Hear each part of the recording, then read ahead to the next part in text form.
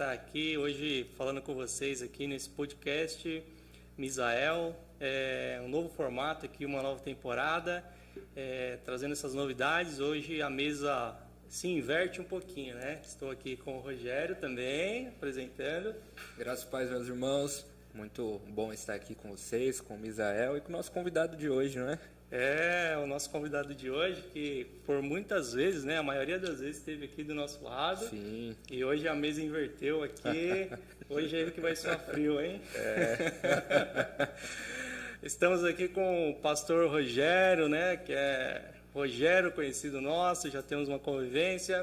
Também é nosso pastor, é presidente aqui da Igreja Evangélica Missão de Fé.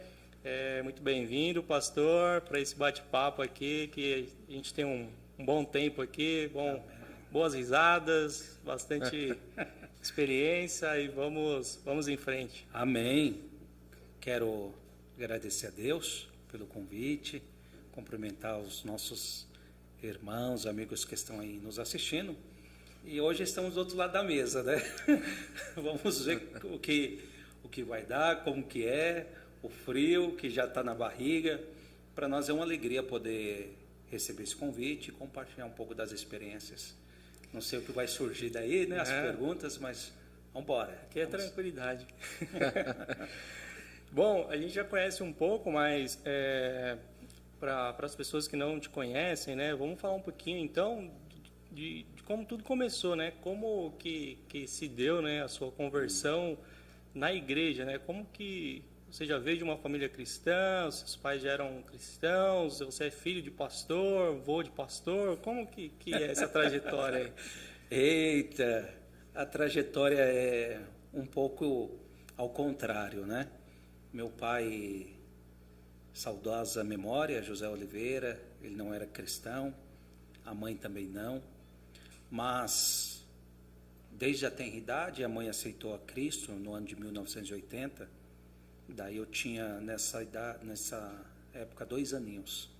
Daí a mãe trouxe para a igreja e ali a gente foi firmando. O pai logo também veio para a igreja e crescemos na igreja, né, com os 2 aninhos, caminhando no colo, vindo para a escola bíblica dominical e a mãe trazendo depois os demais filhos, foi tendo mais filho, Daniel, Misael, Natanael e os filhos todos sendo já criados na igreja. Ao todo são quantos irmãos? Nós somos em 6. 6 irmãos. Como foi crescer numa casa de 6 irmãos? Não é fácil não, rapaz. Uma disputa terrível, né? Disputa pelo Danone, disputa pelo chocolatinho. Era um tempo muito difícil, né? O pai trabalhava somos em 4 irmãos homens, 2 mulheres, tem a Ana, a Fátima, e um tempo muito difícil. O pai trabalhava para pôr as coisas dentro de casa. Hoje a gente vê, né, o quanto era difícil. Naquele tempo era difícil de enxergar isso. Hoje a gente vê o quanto ele se desdobrou para comprar o terreno, para construir a casa, para manter os 6 filhos, todos estudando, com roupa. Não foi fácil, mas vencemos. Não, muito boa essa colocação. Eu também tenho um filho lá e esses dias eu estava refletindo exatamente sobre isso, né? Os filhos, eles não conhecem a trajetória total do pai, né? Eles conhecem só o que o pai quer mostrar, né? Então, tem o meu filho lá, Samuel, ele não sabe a minha história. Quem vai saber são as pessoas que conviveram comigo, né? Então, dificilmente ele vai conhecer 100% do pai, né? Então, quando a gente chega na fase adulta e começa a ter filhos, né, e começa a viver aquela experiência de casamento, de ter filhos, a gente começa a se imaginar, né, e trazer às memórias algumas coisas da sua infância, né? Então, sim, coisas que você nunca deu valor, assim, memórias que não tiveram um grande significado, assim, você começa a revisitar com outro olhar, né? Então, você fala assim, nesse momento aconteceu tal coisa, eu queria tal coisa, não conseguia. E aí você começa a entender como que funcionava a dinâmica familiar, né? Isso é muito interessante. No seu caso, que você você já tinha 2 irmãs mais velhas e você foi o primeiro homem, né? Como que foi a sua chegada, a convivência ali? Rapaz, aí eu tomei o lugar, né? Era 2 meninas, Daí agora veio um menino, né? Mas sempre atento a isso, observando lá atrás, se dava muito bem. As minhas irmãs ajudavam a mãe a cuidar de mim como criança, né? Quando criança, elas me receberam muito bem, fui muito bem cuidado, muito bem tratado. E com uma eu brigava mais, né? Com a outra deixava mais em paz. Daí você vai criando aquelas coisinhas, né? A dinâmica de irmãos, normal. Dinâmica de irmãos. Faz parte. Muito bom. E aí, seus pais vieram de onde? Então, meu pai, ele era de Ubá, mineiro. Minas Gerais. Minas Gerais. Terra do queijo. Terrinha do queijo. E minha mãe lá, carioca, lá do Rio de Janeiro. Queijo de e angu, Vassouras. Queijo né? e angu. Queijo e angu, Minas Gerais. Então, eu sou tipo assim, um mineroca. Um mineiro com carioca. Né? Mineiro, carioca. Só que eu nasci em Mauá. Sou mauaense. Paulistano, mauaense. Olha só que mistura boa, hein? Uma mistura aí, uma mistura. 3 estados. 3 estados. E como foi, né, a sua infância, então, crescer, terceiro filho, imagino que depois vieram o quarto filho, o quinto, e aí vocês já estavam na igreja, a sua mãe, você se converteu com 2 anos de idade, e como foi, assim, a sua mãe veio para a igreja, seu pai já estava na igreja? Não, meu pai ainda não estava na igreja, minha mãe foi a primeira, ela sentiu esse chamado, daí ela veio, trouxe a gente, eu e as meninas, e logo meu pai também já veio. O pai veio trazendo a gente, e a gente já foi introduzido no departamento infantil, sendo cuidado pelo departamento infantil da igreja, orientado, aconselhado, e a mãe trazia nós para o culto, fazia frio ou fazia sol, né? Um vinha na barra da saia, segurando, crente raiz mesmo, né? Tempo que não tinha televisão, não tinha bola, não podia brincar, nada disso. Sem videogame. Sem videogame, não tinha Era videogame. difícil, hein? Né? E era igreja, né? Culto de tarde, culto à noite, oração de manhã. E a mãe trazia a gente para a igreja o tempo todo. Então crescemos neste ambiente, porém com muito temor. Víamos para a oração, tinha uns cultos de oração. Eu lembro que nós dormíamos até no banco, né? Eu lembro, quando era criança, cantava muito aquela musiquinha Não Dorme no Banco, inclusive, né? Será que era por conta disso? É do nosso tempo. E nós dormíamos bastante da igreja, bastante. Muito bom. Um tempo assim muito bom, um tempo de... Não tinha tanta malícia, sabe, como se tem hoje. Não tinha tantas informações como se tem hoje.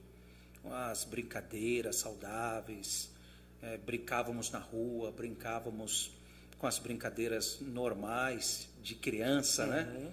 E hoje já não se tem tanto isso, não tem essa liberdade. Então foi um momento muito gostoso. Depois foi vindo os meus irmãos e foram já criados na igreja, nasceram já em lar evangélico, com os princípios cristãos, e todos hoje, até hoje estão na igreja, servindo a Deus, se dedicando ao reino de Deus. Muito bom, que bênção.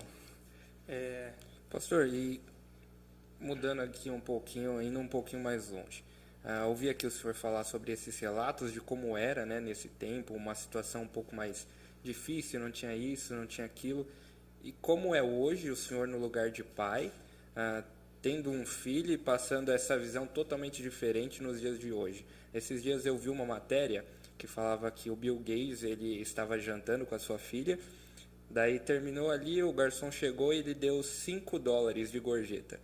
Daí a filha dele foi e deu $500 de gorjeta. Aí o garçom falou, como assim, o senhor é um dos homens mais ricos e me dá $5 e a sua filha dá 500? Daí ele falou, pois é, ela é a filha do homem mais rico, eu era o filho de um lenhador. Então, como que é hoje, tendo um parâmetro diferente, hoje, atualidade diferente e tal, o senhor veio de uma condição, hoje está em outra, tem um filho, como que é passar essa realidade para esse filho, sabendo que outrora o senhor não tinha essa realidade? Então, são realidades diferentes, paradigmas diferentes, e hoje o que a gente precisa ter é a flexibilidade e saber passar os conhecimentos. A grande questão é não saber passar e transmitir os conhecimentos. Vamos imaginar aqui John Wesley, que veio pregando, e quando ele saía pregando pela Inglaterra, ele estava montado num jumento. E alguém olhava para ele e falava, nossa, eu andava de a pé, ele está no jumento. Daí depois veio os outros pregadores, daí já tinha carro. Daí, nossa, o outro pregador está no carro, eu andei de jumento. Daí veio, o tempo foi passando, daí veio a bicicleta, nossa, que está de bicicleta, daí veio o trem, veio avião. Então, as coisas vão se evoluindo. E a grande questão é a gente manter o quê? A simplicidade, a maturidade, e mostrar para a geração de hoje que o que eles estão colhendo teve alguém que semeou lá atrás. Então, a geração de hoje, ela não pode atropelar, esquecer uma geração que plantou, uma geração que semeou, uma geração que se entregou, que se doou. Porque se nós temos alguma coisa melhor hoje, é por aquela geração. A geração que abriu mão de muitas coisas, a geração que se entregou, a geração que suou, a geração que se desgastou, e se esforçou, colocou realmente a mão na massa. Não que nós hoje não estamos colocando, mas a importância de trazer essa valorização, de não esquecer os princípios, as raízes, de conservar, de manter um legado. Acho que isso é fantástico quando você mantém um legado, mantém a história, mantém ela viva, não deixa ela morrer. Sim. Aquilo lá, né? Um planta, um rega e o outro colhe. Exato. Eu usei isso esses dias. A minha mãe em casa lá, minha irmã foi e deu um coador de café para ela, e eu cheguei lá e minha mãe fez café para mim. Falei, minha irmã plantou e eu estou colhendo. É desse jeito. É isso aí. Mas ainda é muito interessante esse ponto que o Rogério colocou também, dos filhos, né? Esses dias também estava vendo uma colocação, assim, eu acabo vendo algumas coisas sobre filho também, e a própria Bíblia, né, fala que os filhos são como flechas, né? Então, o tempo todo você precisa ser intencional, racional, né? Nunca o filho não vai se criar sozinho, né? Assim, se você quer que ele chegue em determinado alvo, você precisa puxar ali o arco, né? Então é um negócio racional, não é, você precisa treinar, né? O tempo todo sendo racional. Eu tô fazendo isso por ele, mas tem um motivo por trás. Nunca é só estou fazendo, né? Como foi, né? No caso do senhor que tem 2 filhos, esse entendimento, porque hoje a gente tem muito mais informação sobre família, cuidado, né? Até esse amparo todo, cuidado com a família do pastor, mas a gente vem de uma época que isso não era muito falado. Então, existiam bons princípios na sociedade que regiam até dentro da igreja, né? Então, aquilo era suficiente, mas chegou um momento que a sociedade foi para um lado e a igreja começou a se ver refém, porque não é que os princípios mudaram, mas a sociedade já não aceitava mais esses princípios, esses valores, a moral, os bons costumes, né? E aí a igreja passou a ser aquele povo conservador. Então, como lidar com isso? Manter os princípios, a morais, os bons costumes, manter o que a gente acredita, né? O que pregamos, no século XXI, onde a gente tem muita informação, diferentes nações, diferentes costumes, e a gente vê coisas que acontecem e fala, naquele país deu certo e eles não fazem assim, igual no Brasil, igual a igreja prega aqui. Então, é diferente, porque hoje os filhos ouvem os pais, mas não só eles, né? Antes só tínhamos os pais, né? Então eles eram a única fonte, eles eram o nosso Google, né? Hoje não. Hoje é um clique e eu consigo ver diversas informações. Como foi lidar com isso no momento ali da criação dos filhos? Então, eu percebo que a sua pergunta é mais ou menos essa sim, né? Filho de pescador tem que ser pescador. Mais ou menos nesse sentido? Não seria nesse sentido, assim, por exemplo, o filho de pastor tem que ser pastor, mas como lidar, né? Porque a sua geração, ela vem de uma geração que entrou na era da internet, né? Sim. Mas quando você nasceu não tinha, né? Ainda estava nos primórdios ali da Nós internet. estamos na era digital agora, Isso. da informação. E aí você passou ali, né, por boom da internet que veio, e aí os seus filhos já nasceram na era digital. Como foi lidar com isso, sendo que você não teve esse aprendizado anteriormente, por exemplo? Seu pai nunca falou de internet com você. Não, nunca. E o seu filho nem perguntou o que era a internet, ele já nasceu nesse mundo. Já nasceu na era digital. Então, são desafios. Desafios. Agora, eu vejo que o filho, ele observa muito no pai o comportamento. Até disse numa mensagem esses dias, como que o pai está transmitindo a sua fé para o seu filho, seus princípios, igual você disse. Hoje o filho não ouve só o pai. Tem muitas pessoas hoje que uma criança de 6 anos, se comparada com os reis lá de trás, ele tem muito mais conhecimento, muito mais informação do que muitos reis lá atrás, devido à tecnologia que tem. Então hoje eles têm muita informação. Mas hoje, como passar? Passar com seriedade, com respeito, norteando. Como você disse, os filhos, nós somos arco. Então nós temos que direcionar. Onde eu quero que meu filho chegue? Né? Qual é o meu objetivo para ele? Eu tenho um. Porém, hoje, eu entendo que ele também tem os pensamentos dele, o raciocínio dele. Né? Ele começa a ver o mundo com uma ótica diferente. Mas antes nós tínhamos uma visão panorâmica. Hoje nós temos uma visão mais estreita das coisas. É como antes nós subíssemos lá na montanha e falasse assim, eu conheço essa cidade. Uhum. Hoje, com essa era digital, nós desceu da montanha e anda rua por rua, avenida por avenida, viela por viela, e conhece cada cantinho. Então você tem todas as informações. Então, como passar? Então, o primeiro ponto são os princípios, são os valores. Ser verdadeiro, ser ético, ser sincero com seu filho, ser respeitoso, não provocar a ira do filho, aplicar a correção quando necessário. Isso é fundamental. Fazer o seu papel de pai, de amar.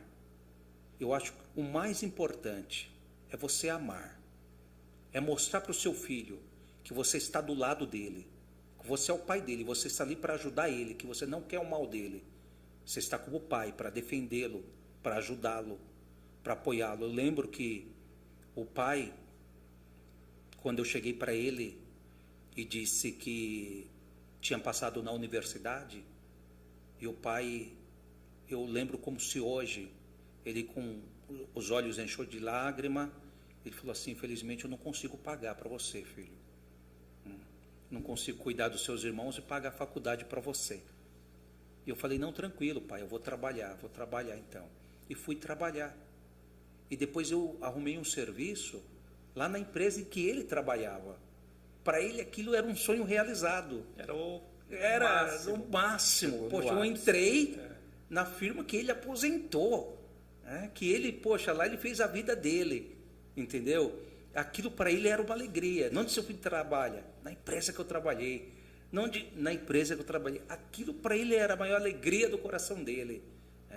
E quando ele me viu pregando também, ele tinha um orgulho disso, de me ver pregando. Então, hoje, os meus filhos podem querer ser o que eu sou, como também podem não querer ser o que eu sou. E eu preciso aprender a respeitar isto hoje. Porque antes nós tínhamos aquelas informações limitadas, né? Éramos guiados e tinha só aquela informação. Não tinha tanta bagagem como se tem hoje. E hoje a gente tem que aprender a ter a flexibilidade para entender a escolha do filho. Nós vemos aí jogadores de futebol que tudo que ele queria é que o filho dele fosse um jogador de futebol também, e não é. Isso. O filho escolheu outra profissão.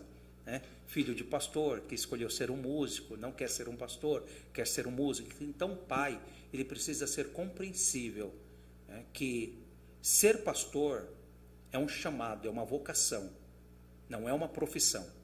Ser pastor é um chamado.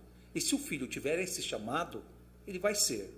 Se não tiver, o pai tem que aprender a respeitar o chamado do filho. Muito bom. Pastor, por esses dias eu estava ainda nessa linhagem, nessa conversa sobre filhos.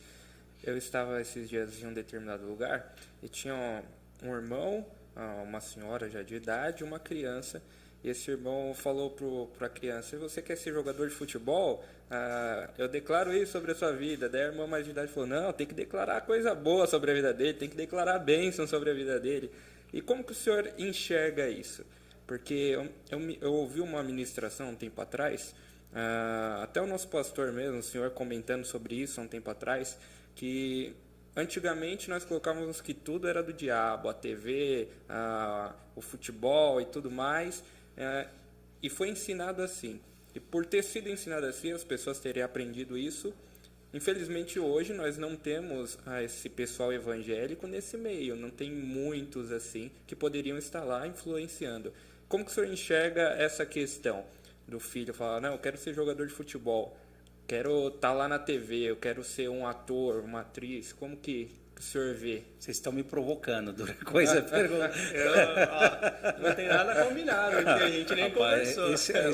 A conversa está levando por esses caminhos. Vocês estão sendo muito ambicioso. Tá vindo vários assuntos aqui. Veja só, por muito tempo a igreja ela abriu mão de muitas coisas, entregou para o diabo. Tipo a política é do diabo, isso é do diabo, tudo é do diabo. E o diabo foi e abraçou. A televisão era do diabo, o rádio era do diabo.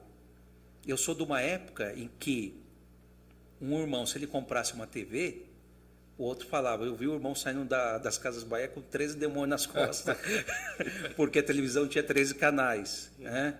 O outro, quando ouviu um rádio, está ouvindo o caixote de Satanás. Hoje, o que acontece?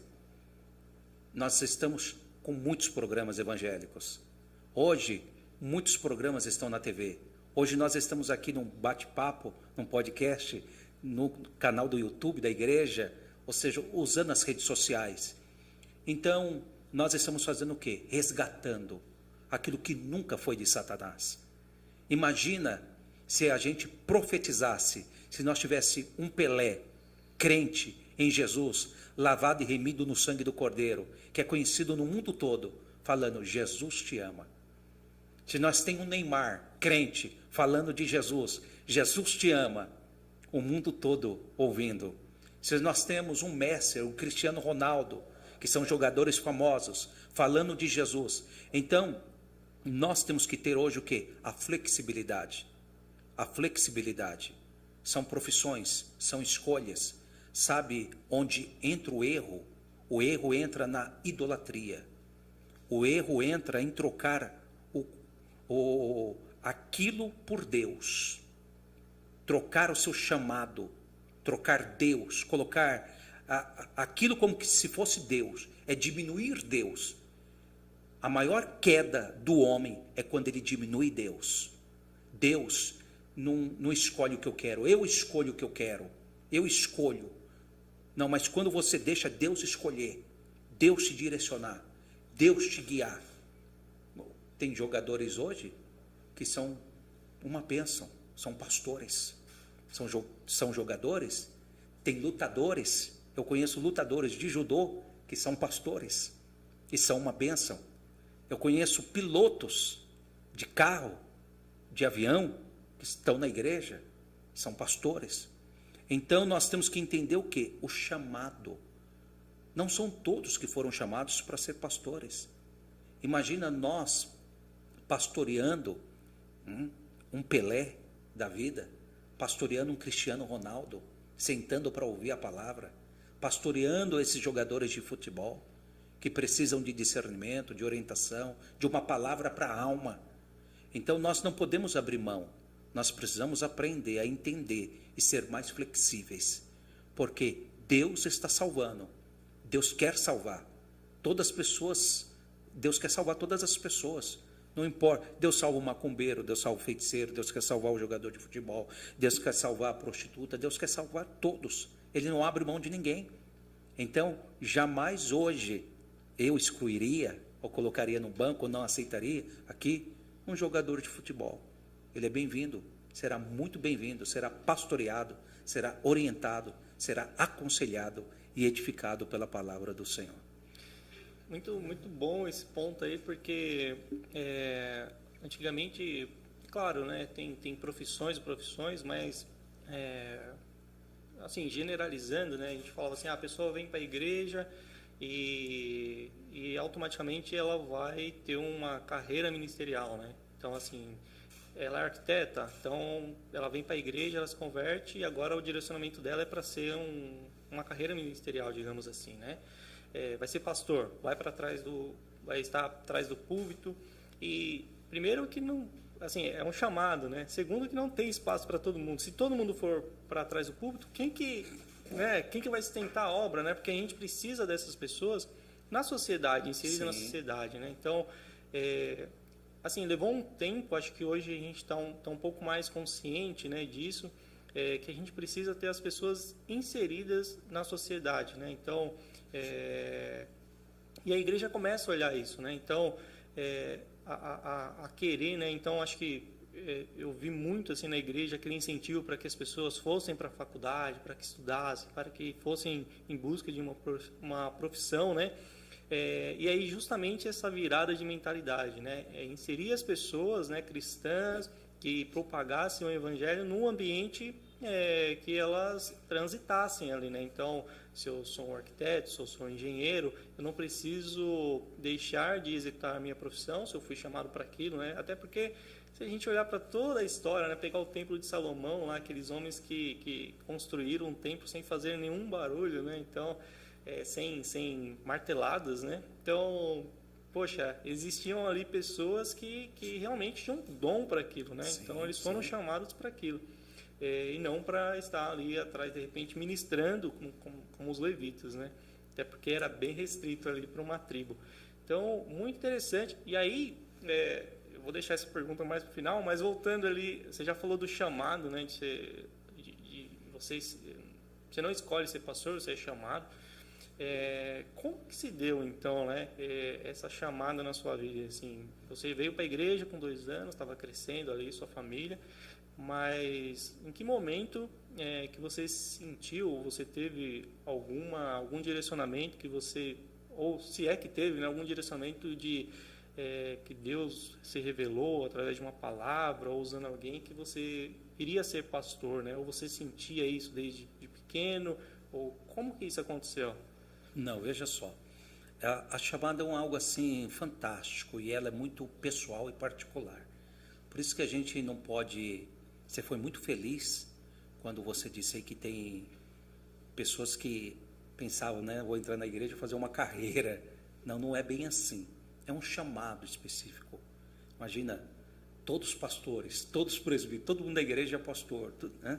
Então, Deus faz um chamado e... Eu nunca quis ser pastor. Nunca quis ser um obreiro. Eu era um jovem como todos os demais. Brincava, bagunçava, jogava bola. Jogava bola? Jogava bola. Um dia eu estava jogando bola e ainda sem camisa, rapaz, na rua. Eu tinha 11 anos, daí eu vi o pastor. Quando eu vi o pastor, não dava mais para pôr a camisa. Daí eu cheguei à noite do culto, o pastor falou assim, passei pela rua hoje, tinha um jovem com uma camisa transparente. Então eles falavam, né? Não, bons tempos, né? Porque hoje os jovens nem jogam mais bola. Acabou. Só dentro de casa, videogame, celular. Então, a gente brincava de bola ali. E as coisas foram acontecendo. Em 1990, eu tive o desejo de batizar, com 12 anos de idade. Me batizei. Daí, em 1992, com meus 14 anos, eu comecei a trabalhar e entrei também na banda Lira. Fui estudar música. Né? Banda aqui de Mauá. Daí eu queria estudar música, aprendi melofone, aprendi trompete e montamos uma orquestra na igreja. Montamos uma pequena orquestra, compramos os instrumentos de percussão e começamos a tocar. Né? Eu, Marco, Silvano, Liel, os meninos que tinha na igreja, e a gente começou a formar aquela banda. Só que de repente as coisas não começaram a dar certo. Eu caí, quebrei o dente, o médico falou que eu não podia tocar mais, e comprei uma guitarra. Comprei uma guitarra, fui aprender, não saía do sol, ré, lá, sol, ré, lá, sol, ré, lá. Não desenvolvi na guitarra. Comprei outro instrumento, não desenvolvi. E me recordo que um dia, 1994, eu não gostava de andar com a Bíblia, eu tinha vergonha de andar com a Bíblia. Vergonha, eu já estava um adolescente, daí tinha vergonha de andar com a Bíblia, de ver as coleguinhas, os coleguinhas, que eles riam da gente, olha lá o crente, olha lá o crente, e eu tinha vergonha de andar com a Bíblia. Mas em 1994, eu tive uma experiência com Deus. Eu entrei no meu quarto, comecei a ler a Bíblia, e Deus um dia disse assim para mim, através de um versículo: deixe os mortos enterrarem seus mortos, você vem e faça a minha obra. Deixe os mortos enterrar seus mortos, você vem e faça a minha obra. E eu demorei muito tempo para entender esse versículo, mas ali dentro do meu quarto, Deus começou a fazer uma chamada. E logo depois daquilo, eu fui convidado para ser líder dos jovens. Líder dos jovens. E eu cheguei em casa e questionei. Falei: Senhor, mas como que eu vou ser líder dos jovens se eu não gosto nem de Bíblia? Quase não gosto de Bíblia. Estou na igreja, mas... Sabe, eu vinha porque o pai vinha, porque a mãe vinha. E tem muitos filhos hoje assim, que ele está vindo à igreja porque ele é empurrado, porque a mãe vem, porque o pai vem, não é porque ele gosta. Eu cheguei no momento que eu estava com vergonha de trazer a Bíblia, de andar com a Bíblia. Isso quer dizer o quê? Poxa, eu estava vindo mais porque meu pai me ensinou, minha mãe me ensinou. Mas quando você tem um encontro com Deus, tudo muda. Quando você tem um encontro pessoal, particular, com Deus, aí é onde vem a mudança. E foi em 1994 que isso aconteceu comigo. Eu tive um encontro com Deus, um chamado de Deus. Muito bom. Que a gente olha as histórias assim, cada um é de um jeito, como você disse, né? Cada pessoa, o chamado é pessoal, né? Não tem digamos assim, um Ctrl+C, Ctrl+V, né? Copia e cola, né? Não existe. Então, são momentos diferentes, experiências diferentes. E aí você veio como líder dos jovens e como foi assim a sua primeira experiência, né? Você, por já estar ali na igreja, né? Desde os 2 anos de idade, você já se sentia preparado para assumir essa posição? Meu Deus! Já saiu pregando? Totalmente incapacitado. Ali, é por isso, né? Apesar de já ter crescido na igreja, mas quando veio a primeira responsabilidade, eu me vi totalmente despreparado. Totalmente eu me vi como Josué, quando Moisés morreu. E agora? O que fazer? O pastor me deu uma responsabilidade de ser líder de poucos jovens, não era muito. E eu falei: meu Deus, e agora? Eu não sabia dirigir um culto, não sabia nem orar direito, não sabia pregar. O primeiro convite que nós tivemos para sair, eu fui, e foi um encontro de vários jovens.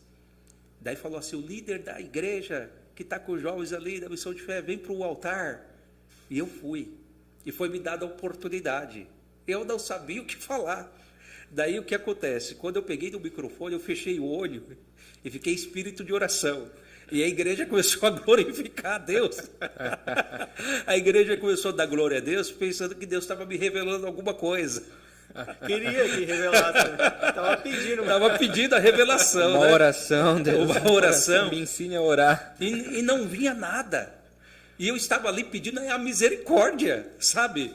Eu estava falando: Deus, tem misericórdia, eu estou passando vergonha. Mas naquele momento a igreja glorificando, a igreja exaltando, e eu sem saber o que falar, me deu um branco, sumiu tudo. Foi a minha primeira experiência. E de repente, quando eu abri o olho assim, daí veio um versículo, eu falei aquele versículo, entreguei a oportunidade. Então, era como se eu não soubesse nada. e tivesse ali começando, né, encaminhando, dando os primeiros passos. Apesar não, né? Mesmo você estando na igreja, né, desde criança, você não tinha, né, esse hábito de ir lá, de repente expressar uma palavra, Não. de ter aquele, digamos assim, né, algumas pessoas passaram por isso, de estar sempre ali tendo oportunidade desde criança, então vai desenvolvendo aquilo. Então, digamos assim, você foi jogado no fogo. É tipo assim, vamos jogar aí, se ele souber nadar, ele vai viver, se não souber... E, pastor, eu percebo que não só jovens, mas muitas pessoas hoje que estão inseridas na vida da igreja, elas muitas vezes se questionam, que não sabem para que foi chamadas, que não conseguem identificar qual é o chamado delas.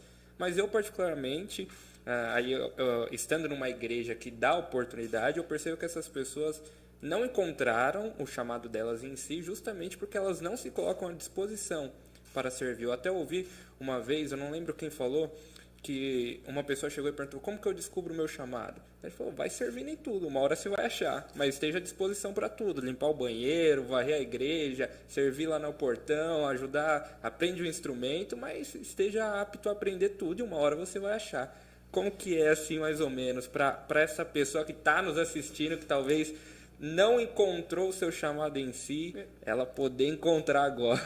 Muito bom, muito bom. É interessante, sabe? Antes de ser líder dos jovens, mas nós estávamos aqui ajudando a igreja, carregando terra, cavando barranco, ajudando a carpir. A gente vinha ajudar na limpeza da igreja, ajudava na organização, ajudava na construção. Que no meu tempo as crianças podiam trabalhar. Faz muito tempo. As crianças podiam pôr a mão na massa.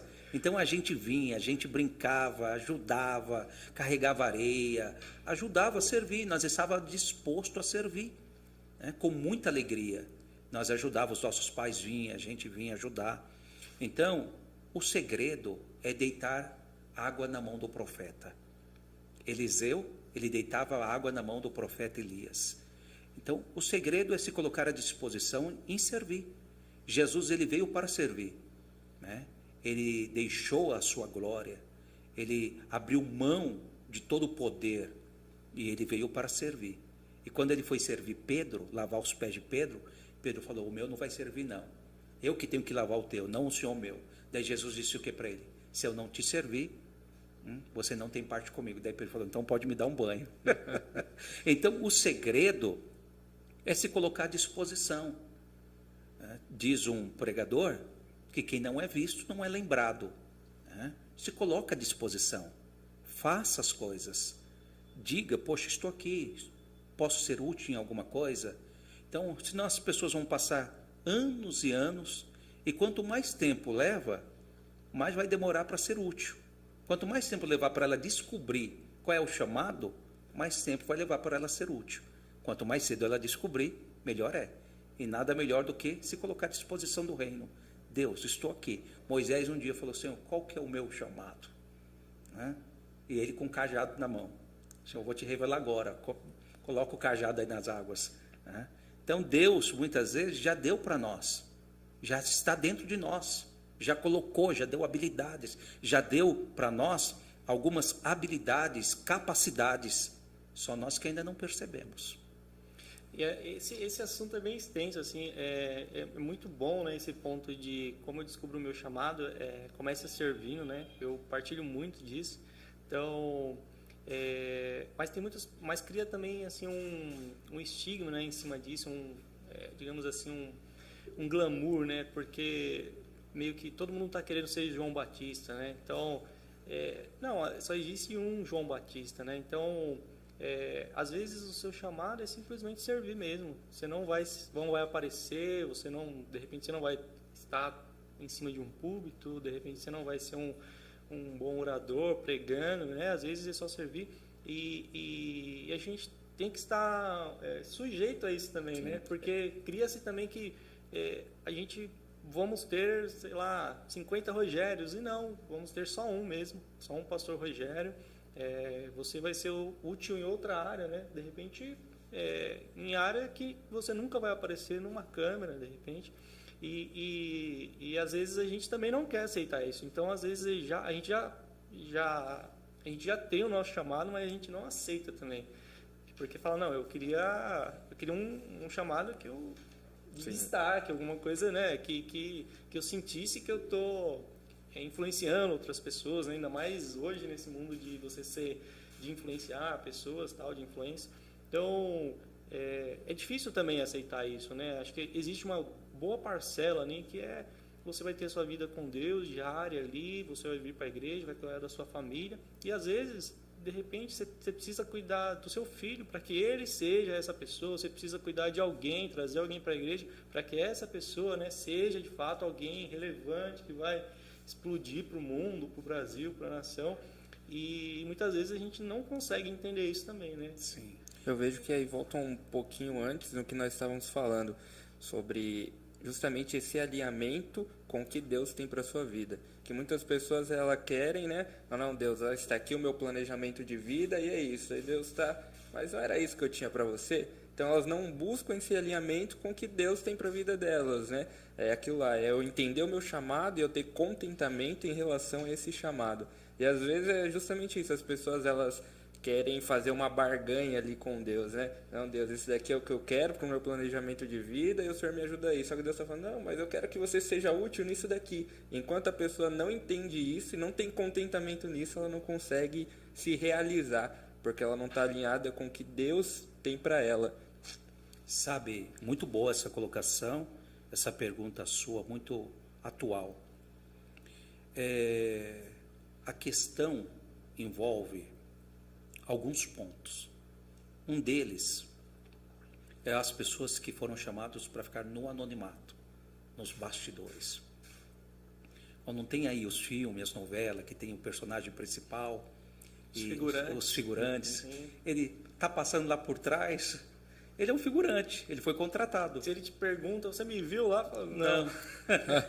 Ele é um figurante, ele só foi contratado, ele está passando lá por trás. Só que o papel dele é tão importante para que tudo aquilo aconteça. Sabe, um dia quando o Senhor me fez o chamado, e eu comecei, Ele me chamar, eu falei, Deus, e eu senti esse desejo tão grande de pregar, e eu fiz uma oração assim, falei, Deus, se for para mim não ter uma família, se for para mim não ter carro, emprego, salário, não me dê, mas me dê pelo menos 2 ternos, e o ministério da palavra. O Senhor está me chamando para isso, então me dê esse ministério da palavra e pelo menos 2 ternos. Essa oração eu pedi. Lá no quarto, dobrei meu joelho e falei, Senhor, se for para mim não ter nada, eu sinto o Senhor me chamando. Então, se o Senhor quer que eu não tenha nada, me dê o ministério da palavra e pelo menos 2 ternos para me pregar. Agora, veja só. O anonimato, os bastidores, a grande questão é que a gente olha para a vida de algumas pessoas e faz comparação. Sim. E acha que a vida dele é maravilhosa. Está no glamour, pregando ali, pregando acolá, pastor fulano de tal. Mas, por trás, tem os bastidores. E eu quero trazer aqui a importância do bastidor e uma história, assim, bem atual, do apóstolo Paulo. O apóstolo Paulo, um dia, ele foi preso e 40 homens falaram assim, nós não vamos comer, nós não vamos beber até matar Paulo. Ou seja, então eles queriam que os principais da sinagoga trouxessem ele para ser ouvido na sinagoga, tirasse ele da prisão. Só que esses 40 homens falaram o quê? Falaram assim, vocês vão lá, pedem para Paulo ser solto da prisão, e antes dele chegar até aqui, até vocês, no meio do caminho, nós já fez um propósito. 40 homens, nós não vamos comer, nós não vamos beber, mas aquele não chega vivo, nós matamos ele no meio do caminho. Daí o que eu quero mostrar aqui, que nessa história aparece um menino anônimo, que ninguém quase nunca falou nele, que ninguém quase nunca mencionou, não sabe o nome dele.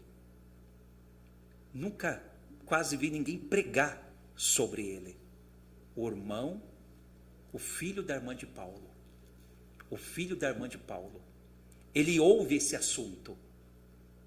E Lucas era tão detalhista, mas ele não mencionou o nome do menino e não mencionou o nome da irmã de Paulo. Mas disse, e o sobrinho de Paulo foi até a cadeia e contou para Paulo tudo o que estavam fazendo, uma conspiração contra ele. Daí Paulo mandou chamar o oficial e levar o sobrinho dele até o centurião, o comandante, para que contasse. E aquele menino foi, contou, e através dessa descoberta, Paulo foi livre. Ele não foi morto, tinha uma emboscada. Sabe, nunca mais fala desse menino. Nunca mais menciona sobre esse menino. Agora veja só, se Deus poderia intervir de outra forma para não deixar Paulo morrer? Sim. Mas e se Deus permitisse? Como permitiu com Tiago, que Tiago foi morto, com Isaías, que Isaías foi cerrado ao meio, com João Batista, que perdeu a cabeça. E se Deus quisesse que aquilo acontecesse, Paulo saísse dali e fosse morto? Mas Deus não permitiu e usou uma pessoa que estava no anonimato. E esta pessoa foi, transmitiu, e hoje nós temos algumas cartas de Paulo que talvez nós não teríamos, que são as cartas pastorais que foram escritas na prisão por causa de alguém que estava no anonimato. E eu nunca vi esse menino, alguma palavra dele, brigando, ou falando, ou brigando com Lucas. Poxa, por que não mencionou meu nome? Por que não falou meu nome? Mas eu acredito num grande galardão. Sabe, grandes pastores, grandes pregadores, grandes músicos, grandes, hoje, artistas, poetas, cantores, famosos. Nos bastidores tem alguém conduzindo, tem alguém fazendo um magnífico, um brilhante trabalho, tem alguém preservando, cuidando, mantendo, equilibrando as coisas. Então, esses que estão nos bastidores têm tanta importância, têm tanta significância, e o galardão deles já está garantido. Bom, eu fico imaginando que a palavra vai falar que Jesus ele estava ali, né? E tinha quase 5.000 homens, fora as mulheres e as crianças. E um menino ali, ele tinha 5 pães e 2 peixinhos. E talvez o último lá da multidão nem deve ter ficado sabendo que aquele menino que deu o alimento para ter a multiplicação, mas aquele menino, ele foi chamado para aquele momento. Talvez no bastidor para muitos que estavam ali, mas aquelas pessoas foram alimentadas com o alimento que aquele menino tinha levado. E cadê o nome dele? Igual nós não temos o evangelho de André. Nós não temos uma epístola de André. Mas André que levou Pedro a Jesus. André que descobriu esse menino e levou até Jesus. André, eu posso dar aqui um título para André, o descobridor de talentos. Ele descobria os talentos. Igual André, ele não foi aquele líder, mas ele descobriu um grande líder, Pedro. Através dele. Através da vida dele. Então tem muitos André no nosso meio. É só ele deixar ser usado no dom dele, na habilidade dele. Sabe, é uma graça que Deus reservou para ele. É ele que vai descobrir o Pedro. Não vai ser outro. É o André. É o André que vai descobrir o menino com 5 pães, com os peixinhos. Ele é um negócio, uma coisa que ele faz natural, né? Não natural. Tem nada de sobrenatural. Assim. Perfeitamente. É tanto que às vezes a pessoa nem se dá conta que ele tem aquele chamado, né? Porque você vê algumas pessoas têm facilidade de trazer outras pessoas para a igreja, que é de uma forma tão natural que ela não percebe de imediato que ela tem aquela habilidade, né? De repente ela fala, pô, sou um evangelista, fui chamado para isso, para trazer as pessoas para a igreja, tal, né? E acontece e diversas coisas, né? Então, descobrir talentos, né? Você às vezes é um intercessor, né? Em diversas áreas, né? do ministério e é algo natural. Então é incrível, né? Assim, como que a gente está acostumado, né? A ver um dom, um chamado como algo muito diferente do que realmente significa, né, no dia a dia, assim, do que a gente vê, né, com os apóstolos, aí, com os discípulos que foram chamados também. E a humildade, né, de André, que imagina André, daí ele parou ali, e Pedro, né, Pedro se tornou o apóstolo que pregava e 3.000 pessoas se convertiam, 5.000 pessoas se convertiam. Então, é esse o papel de muitas vezes um anônimo. Ele tem uma grandeza tão grande, mas muitas vezes nós não queremos aceitar. Sim. Nós queremos o outro papel, né? Poxa, mas eu não estou aparecendo, eu estou fazendo tanto e não estou aparecendo. Mas quando a gente aprende a ter o quê? O contentamento, a se alegrar com aquilo que Deus nos deu, com aquela porção que Deus nos deu. Você vê que um dia, Davi, ele teve uma intenção boa. Ele falou assim, poxa, a arca de Deus mora ali numa casinha, está ali numa tenda, e eu moro num palácio. Eu vou fazer um palácio para vou fazer um grande templo para a arca ficar. A intenção foi boa. Olha que intenção boa, que intenção maravilhosa. Mas Deus não permitiu. Falou, não, Davi, não vai ser você. Quem vai fazer vai ser seu filho. Para você foi chamado para esse propósito.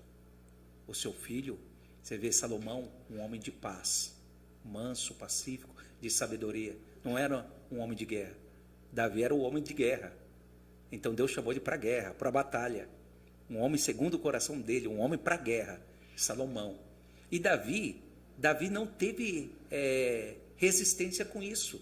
Interessante. Davi, ele podia ficar mal-humorado. Também vou torrar tudo, vou deixar o caixa zero para o próximo pastor, vou deixar o caixa zero para o próximo que vai vir a subir, para não fazer nada. Não, pelo contrário, ele preparou o caminho. Não vai ser eu, vai ser o outro, vou deixar tudo preparado. Ele ajuntou ofertas, preparou material, deixou tudo preparado para o próximo que viria. Um grande exemplo aí de liderança, né? Meu Deus! Esses dias também estava vendo o Dênio Lara também, Júnior, ele falando que quando ele foi fazer a transição ali de pastor na igreja dele, e aí ele fala, já estava tudo encaminhado tal, e ele falou que quando foi de fato para acontecer a transição, ele chamou a pessoa que ia substituí-lo e falou, ó, eu tenho esses defeitos aqui, ó. Se você suprir qualquer defeito desse, e aí ele apontou, né? Se você corrigir isso aqui, a igreja já vai te amar. Então, facilitou incrível, o caminho, facilitou o caminho. Então, assim, que aí faz, né? A pessoa tem essa transição, né? Essa fase de transição é um pouquinho complicada, mas aí quando você deixa o caminho preparado, as coisas acontecem um pouco mais naturalmente, né? Mas esse é o verdadeiro líder, né? O verdadeiro líder é aquele que ele sai, mas o trabalho continua. Você vê que Jesus, como líder, ele falou assim, ó, eu estou indo, mas vocês vão fazer milagres maiores do que eu. Ou seja, tem líder que ele sai e fala, agora vai acabar tudo aqui, porque eu estou saindo. Né? Então, essa liderança é uma liderança medíocre, uma liderança pequena. Né? E nós somos chamados para construir líderes. O trabalho tem que crescer também na nossa ausência, na nossa saída. Aí mostra que você foi realmente um grande líder. Sim. Na sua ausência. Antes de partirmos para o próximo tema, pastor, sinta-se em casa aqui, ó. Tem um bolo, um suco. Tem bolinho aqui. Quero tomar um suco. O senhor está em casa aqui, ó. Muito bom. É bom, tem que adoçar as palavras. Agora, aproveitando esse tema de liderança, né, a gente vem falando, a gente viu aqui que o senhor está envolvido também no não sei nem como chamar isso, mas seria um grupo, o Elite, que é um grupo de pastores, né, de diversos líderes em diversas igrejas, presidentes e tal. E a gente vem observando assim que no Brasil, talvez no mundo, mas no Brasil tem acontecido alguns eventos assim da união da igreja, né? Então, acho que o que eu lembro assim, mais antigamente, a gente começou com a Marcha para Jesus ali, né? Que no primeiro momento assim não foi bem visto pelas outras igrejas, e hoje a gente vê que diversas igrejas, né, entenderam o caminho, né? Não estou dizendo que seja 100% certo, que tá tudo certo, mas assim, o ponto eles entenderam qual que é a missão, né, de união da igreja, de uma só fé, não que a minha igreja tem que ter a mesma teologia da igreja X, Z, Y, mas assim, os fundamentos da fé são o mesmo, né? A gente acredita em Jesus, acredita que ele vai voltar, tal, e isso por isso a gente consegue se unir como igreja num todo, né? Mas a gente tem visões teológicas diferentes, isso é normal. E aí a gente vê vários eventos, acho que o Descende, né, teve antes da pandemia, um pouco antes da pandemia, que também foi voltado principalmente para o público jovem, então assim, que enfatizou bastante, né, o campo missionário, né, de envio de missionários, assim, também reuniu diversas denominações. A gente tem alguns eventos acontecendo no Brasil que mostra essa união, assim, existe um chamado para a igreja se unir no Brasil. E aí a gente teve aqui na igreja recentemente o encontro, né, do Elite, e que a gente viu também diversas lideranças se unindo, né? Então, que não é algo também assim comum acontecer, né? Todo dia você vê diferentes líderes, diferentes presidentes, ainda mais hoje que o meio gospel, né, tá tão exposto, que você vê diversas notícias. O senhor sente isso também? O senhor vê assim que Deus está proporcionando isso, que é um chamado de Deus para que isso aconteça, ou isso é aleatório, ou não, é uma decisão de homens que decidiu e está fazendo isso, ou é algo que realmente Deus está levando a esse direcionamento da igreja se unir para caminhar junto, assim, na mesma visão, né? Sim, veja só, eu vejo isso como um projeto lindo de Deus acontecendo. É um chamado de unidade, de união. O que está acontecendo? Essa pandemia, ela veio para mostrar nossas forças, mas também veio para mostrar nossas vulnerabilidades. Essa pandemia veio para mostrar algumas coisas. Eu liguei para um pastor e falei para esse pastor: pastor, como que nós vamos fazer? Como que agir numa pandemia? O que eu faço? Como que eu faço? Agora decretou fechar os templos, o que fazer? Esse pastor com 80 anos de idade. A resposta dele para mim foi essa: meu amigo, independente de tempo de ministério, eu tenho quase 60 anos de pastor, mas nunca passei uma pandemia. Então nós estamos juntos na primeira série. Ou seja, ele não tinha uma direção para me dar. Ele não tinha um conselho para me dar. Estamos juntos, nunca passei isso. Eu não tenho uma experiência. Talvez você vai ter mais experiência do que eu. Talvez você vai conseguir se sair melhor do que eu. Foi o que ele me disse. Então, esse momento que está vindo, eu vejo o próprio Deus trabalhando, porque havia muitos pastores e a internet está trazendo também, contribuindo para mostrar que tanto o pastor que prega lá no Alphaville, ele prega com graça, mas a internet está mostrando que um pastor que está lá na Alfavela também prega com a mesma graça, com o mesmo conhecimento. Ele só não teve uma oportunidade. E eu vejo hoje os pastores, as igrejas, se unindo mais. Ainda algumas resistências por questões teológicas, e a gente entende as divergências teológicas, porém, essas divergências teológicas deveriam ficar na questão da discussão das ideias. Você está entendendo? Das ideias. Entender que as doutrinas fundamento, elas não mudam. O que muda são as doutrinas circunstanciais. As doutrinas fundamento, elas são a mesma. Seja aqui na igreja, seja na igreja neopentecostal, na igreja pentecostal, as doutrinas fundamentais, elas são as mesmas. Jesus Cristo veio, morreu, ressuscitou, vai voltar. São as doutrinas fundamentais do batismo, frequentar a igreja, congregar. As doutrinas fundamentais são as mesmas. Agora, existem as doutrinas circunstanciais que alguns homens implantaram, colocaram em suas igrejas algumas teologias, e ali eles seguem aqueles princípios, e isso acaba trazendo algum afastamento. Mas tirando essas ideias, do mundo das ideias, e trazendo para o mundo das pessoas, as pessoas em si, eu vejo um mover de Deus em fazendo alianças, unindo os pastores. gerando força a muitos pastores que ficaram sozinhos, que precisam de ajuda.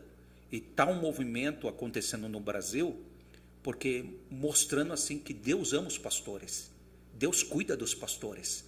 Muitos pastores morreram nessa pandemia, muitos pastores ficaram sozinhos.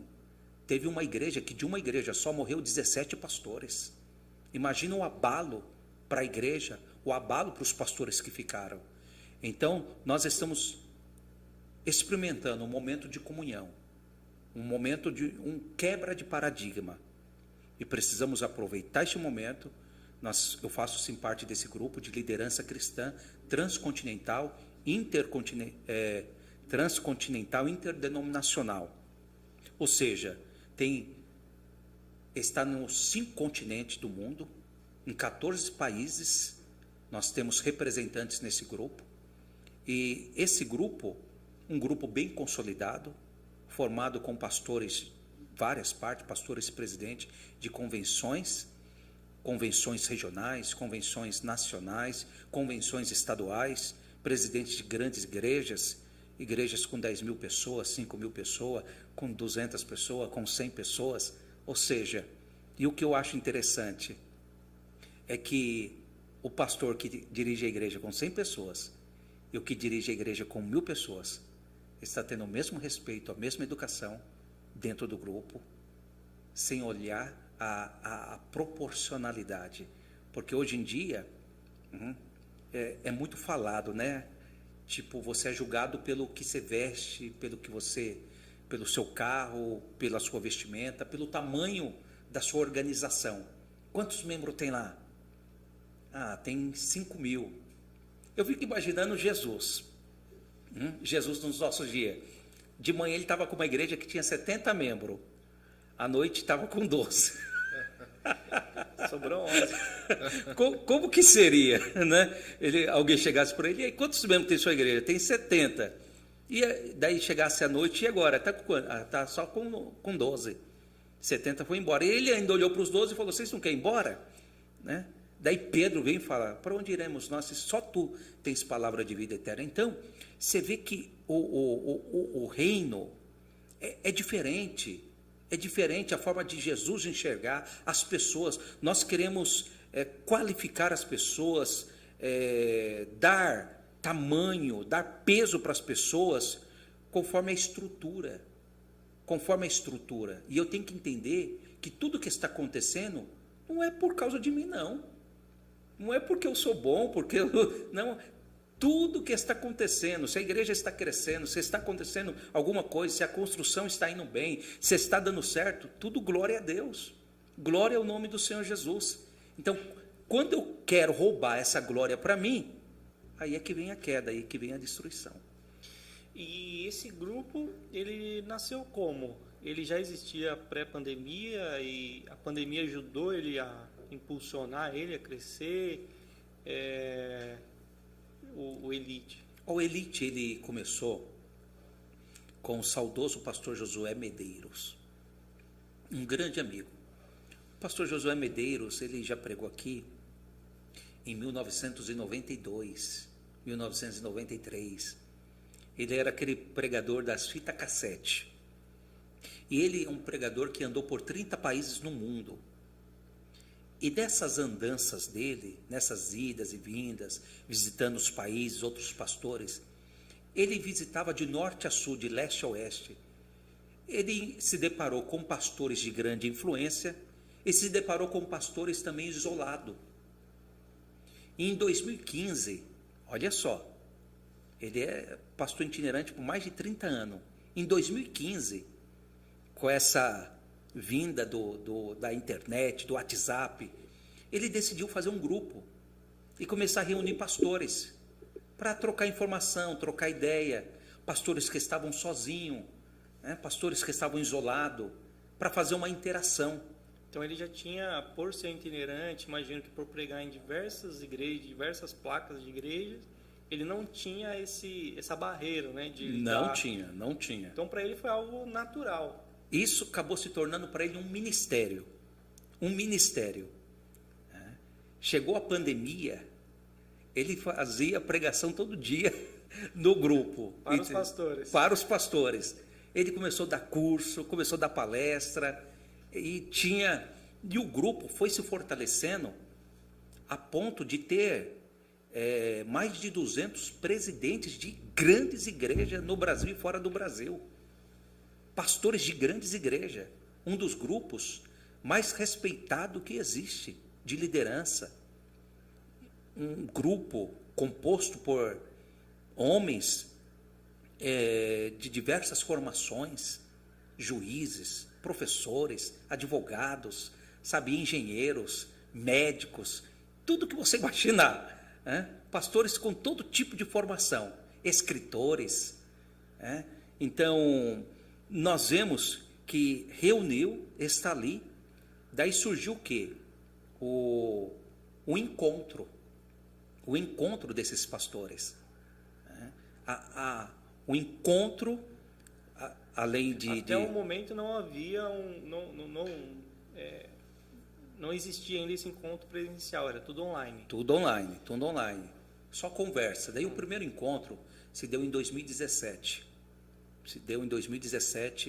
Lá no Belenzinho, na sede do Belenzinho, na garagem do Belenzinho, no estacionamento. Era uma convenção, daí os pastores se reuniram e fomos lá se conhecer. Inclusive eu levei o pastor Daniel comigo, e nós fomos lá, os pastores foram se conhecer. 2018, daí teve já o Elite presencial. 2019, 2020 e 2021 aconteceu online. Daí aconteceu por videoconferência. E agora em 2022 voltou a acontecer presencialmente. E, modesta à parte, o Elite com mais cooperação. Começou a crescer, a ter um crescimento. Daí o pastor Josué Medeiros, ele veio a falecer. Em 2020.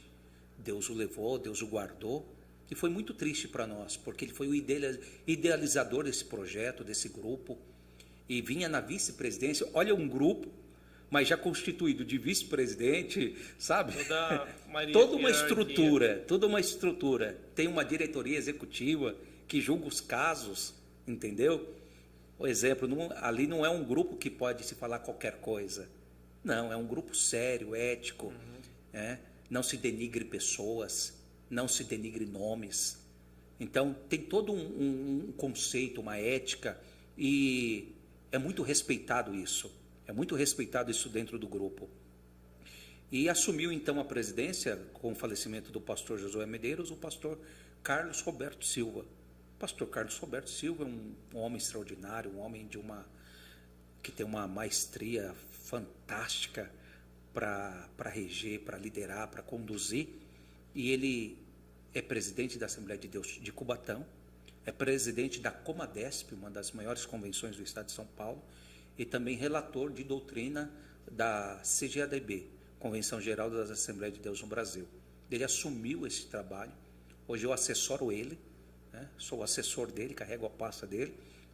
Estou assessorando ele lá no grupo e a gente vem conduzindo o grupo, ajudando, e tem sido uma bênção.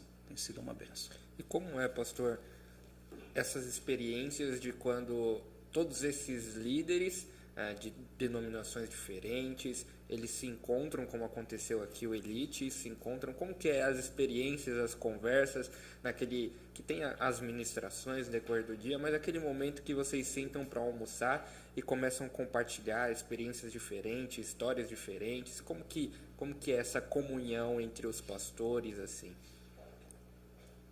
Veja só, é algo assim fantástico, porque nós temos muitas vezes uma visão do pastor que dirige uma grande igreja, como veio aqui vários pastores, pastores que dirigem igreja com 10 mil membros, 5 mil membros, e muitas vezes você põe uma visão que ele é intocável, e não, a gente senta ali na mesa, os homens riem, eles também choram, eles também têm problemas, são seres humanos como qualquer outra pessoa, são pessoas normais, sabe? O que falta muitas vezes em nós é só dar uma oportunidade de conhecê-los. a gente, para conhecer uma pessoa, ó, viver e conviver. Nós não conhecemos as pessoas não convivendo com elas. Então nós precisamos, essa questão de a primeira impressão que fica, nós temos perdido muitas pessoas boas nessa primeira impressão. Na primeira impressão, ou seja, não dá uma segunda oportunidade. Eu aprendi isso com o apóstolo Paulo. O apóstolo Paulo um dia teve um desentendimento com o Barnabé, porque Marcos era sobrinho de Barnabé e Marcos ficava naquela, né, vou, não vou, vou, não vou. E um dia Paulo ficou nervoso e falou que ele não ia, e ali Paulo e Barnabé se separaram. Mas lá na frente Paulo disse o quê? Me traga João Marcos, porque ele me é muito útil. Então, nós obreiros, nós pastores, precisamos ser essas pessoas da segunda oportunidade. Mas as pessoas também precisam ser conosco. Porque muitas vezes as pessoas olham para nós, nossa, esse pastor acho que é bravo, esse pastor acho que é nervoso, aquele líder ali. Ou seja, dê uma segunda oportunidade de se conhecer, vem tomar um café com ele, né? Paga um bolo, paga um almoço. Leva da churrascaria, vamos comer uma picanha, ô glória. E aqui a gente já está entrando num assunto que também é muito importante, né? Dos membros em si, das pessoas em si, ter essa visão justamente do pastor da igreja, que não, ele é intocável, não ter essa identificação. Nós acabamos de ouvir aqui do senhor falando quando mais jovem tinha vergonha de carregar a Bíblia, e quantos adolescentes hoje também tem isso, e às vezes não pensa que, não, isso só acontece comigo, o pastor não, mas acontece também, é ser humano igual. A importância das pessoas estarem abertas a conhecer o pastor que elas têm, né? Para ver que tem as mesmas batalhas, as mesmas dificuldades, e estão ali para ajudar um ao outro a crescer. Né? Eu já percebi que vocês veio com essa intenção mesmo, né? De tirar tudo. Jamais, nada combinado. De tirar tudo aqui, de mostrar. É a estreia da nova temporada, é assim que a gente tem que fazer para trazer trazer os telespectadores. Isso, exato. A gente deu like aí, aproveita. Aproveitando, já se inscreve aí no canal, deixe seu like, compartilhe esse podcast. Muito bom. E mande, né, manda um Pix. Vai ter o Pix passando aí. Seja uma pessoa que contribui e investe. Muito bom. Bom, pastor, a gente está nessa conversa aqui, né, de liderança, pastores. O senhor já está aí como pastor há um bom tempo, né? Então, e aí a gente agora acabou de sair desse tema de estar mais próximo, né? Como que é liderar uma igreja, né? Porque por mais que você tenha uma hierarquia, né? Então, assim, de repente você começa com uma igreja pequena, você tem acesso a todos os membros. Aí essa igreja vai crescendo naturalmente, você não consegue dar assistência para todos os membros, né? Então, imagina um pastor que tem 10 mil membros, se ele for visitar todos os 10 mil membros, né? E aí, na cabeça do membro, né? Ele tem essa necessidade de, muitas vezes, né? Hoje a gente está um pouco mais consciente, o conhecimento, mas a gente tem pessoas ainda que sentem essa dificuldade, né? Poxa, o pastor nunca veio na minha casa, né? Então, e não tem, né, essa noção da organização por trás, dos bastidores, né? Então, que é normal, né? Você também não pode esperar que a pessoa saiba tudo o que acontece ali por trás, né? Às vezes a pessoa acha que a vida do pastor é só aquela mesmo, tá em cima do púlpito, ele acabou, guardou a Bíblia, foi para casa e não tem mais nada para fazer. Como que lidar com essas situações, né? Eu não diria o ônus de ser pastor, mas a parte que ninguém vê, né, de ser pastor. Então, a gente sabe que, é muito bom você pregar para milhares de pessoas, você estar em evidência, você liderar uma igreja grande, mas e por trás disso, assim, quanto mais membros, mais a sua administração precisa ser forte, né? Mais você precisa saber lidar com pessoas. Teve uma comparação, né, que a igreja é como uma família mesmo, né? Então, você precisa ter esse acesso facilitado, mas nem sempre é possível, né? Então, o membro vai toda hora conseguir falar com um pastor que cuida de 10 mil membros, é mais difícil, né? Então, o pastor, como acaba colocando outras pessoas ali para que administrem, que seja mais próximo daquele membro, que acompanhe. Como que né? Então, a vida desse pastor, quantos anos o senhor está passando? Não, Não. Isso aí foi tudo combinado. Tudo combinado. Então é isso, assim, quantos anos o senhor vem pastoreando e como é lidar com os diferentes perfis de membros, né? A gente tem diversas pessoas de diferentes formações, pensamentos diferentes, né? Não tem como exigir que todas as pessoas que venham para a igreja se adaptem, né? Seja o mesmo pensamento, concorde com tudo, até porque não é isso, né, que a gente quer, Sim, né? Que não é uma lavagem cerebral. Mas como que é lidar com essas diferenças e quanto tempo nessa caminhada aí? Muito boa pergunta, muito bem colocada. Veja só, estou dirigindo igreja desde 1997. Esse ano está fazendo 25 anos. Acho que vai ter até, depois dessa aí, acho que vai ter 25 anos bodas de prata? De prata? 25 anos pastoreando igreja. Já deixa o alerta aí, ó, para o co-pastor aqui da nossa igreja, toda a equipe. Secretário. Se preparem. 25 anos. E veja só, daí nós vamos aprendendo duas coisas que são essenciais: amor e firmeza. Você tem que ter amor, mas você tem que ter firmeza. Duas coisas essenciais: amar as pessoas, mas ser firme na sua fala. Ser firme na sua fala, mas amar as pessoas. Qual é a hora de usar o coração e qual a hora de usar o racional, a cabeça?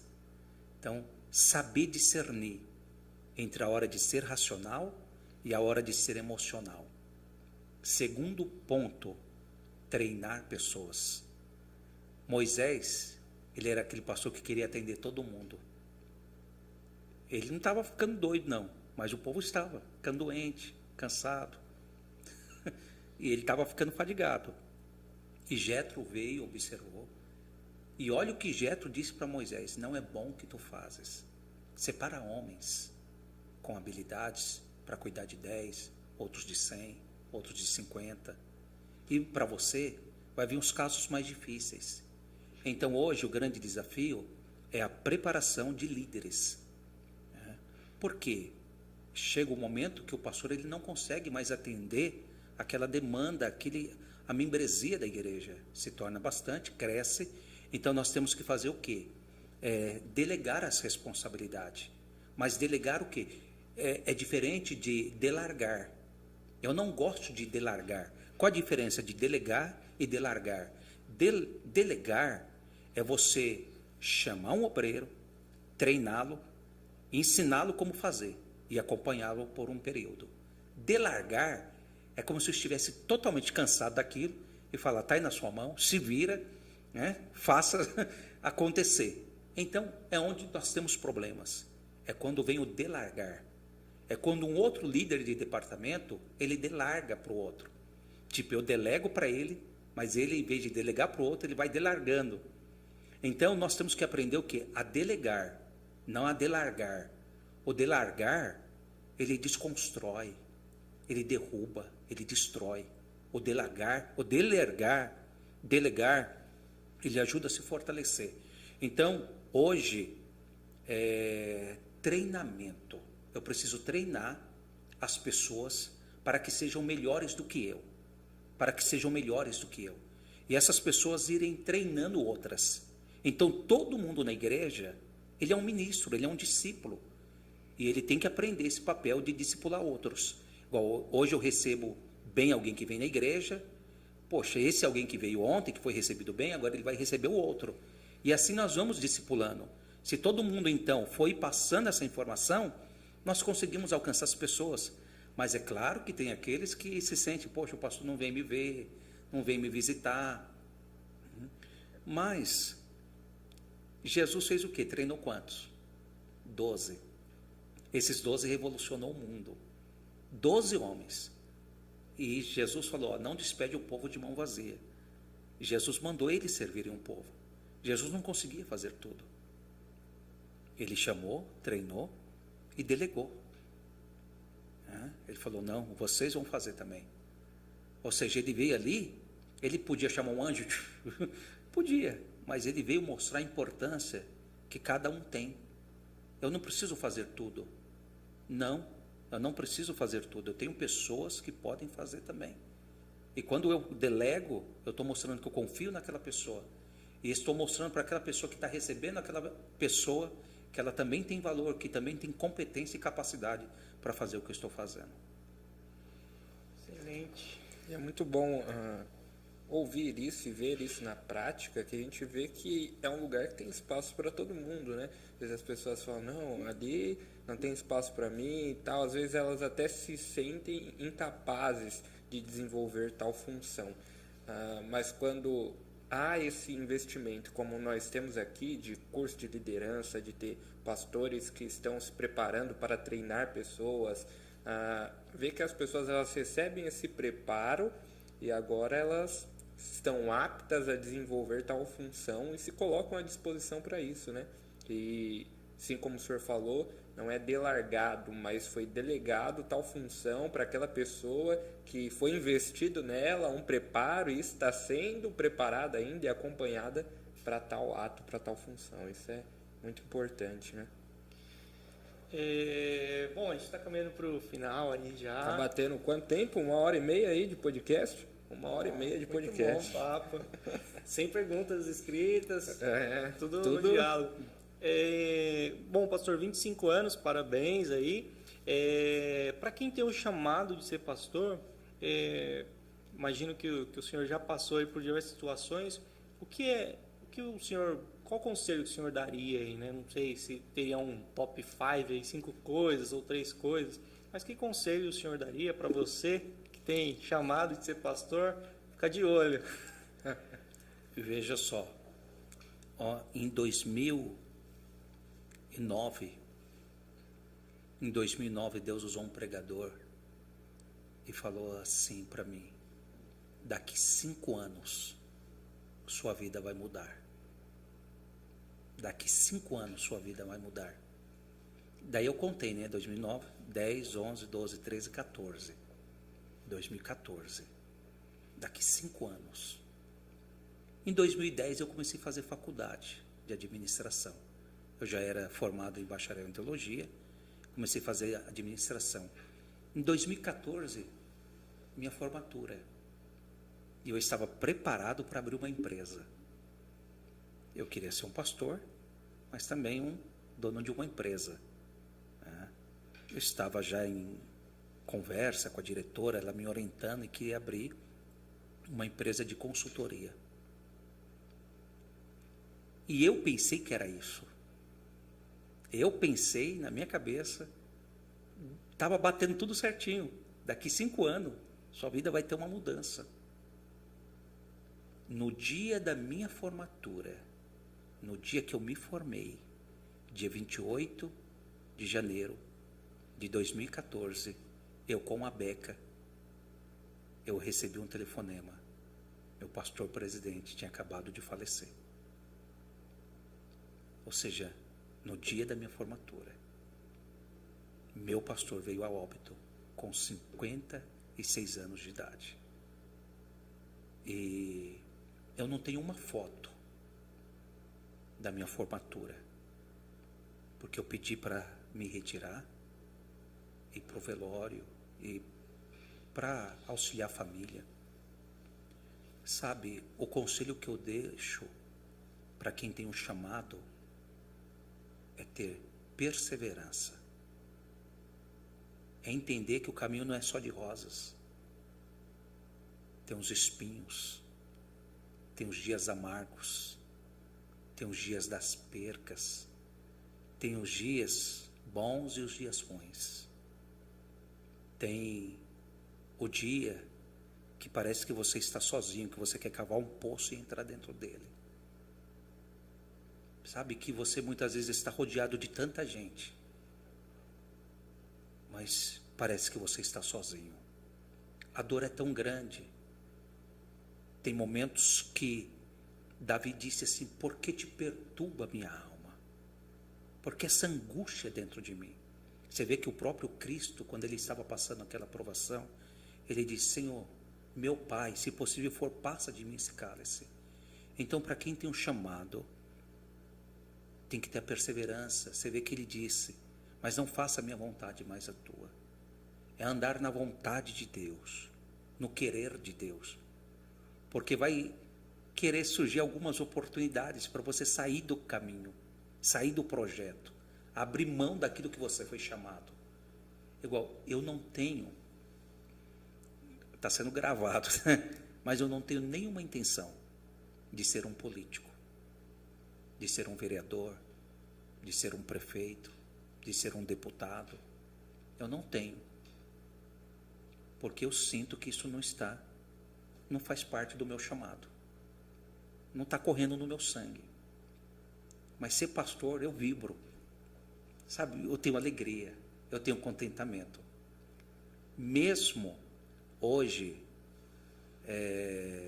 pastores sendo vistos com olhares diferenciados, vem já com alguns pronomes, né, quando se fala em pastor, mas eu tenho alegria, porque quem me chamou foi Deus, quem me sustenta é Deus. Então, Ele tem me ensinado a ter o quê? Persistência, firmeza e constância. Persistência, firmeza e constância. Todo pastor precisa ter. E a Bíblia diz, aquele que põe a mão no arado não deve olhar atrás. Mesmo sangrando, mesmo cansado, mesmo machucado, e avante, caminhar, sangrando, chorando, ir para o culto, sangrando, chorando, pregar, sangrando, cantando, chorando, sem dinheiro. Que pregador pentecostal é assim, né?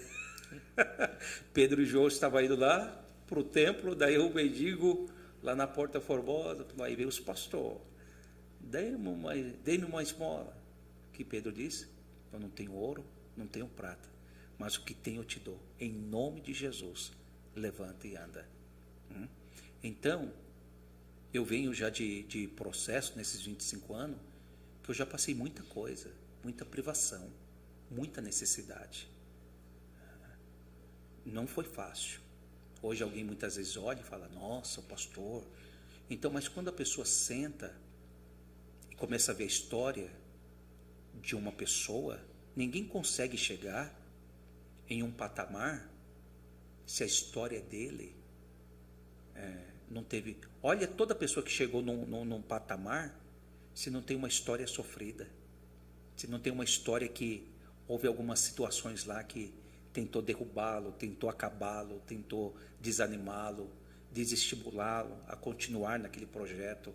Então, todos que querem alcançar alguma coisa, aparecem algumas situações para que ele venha desistir,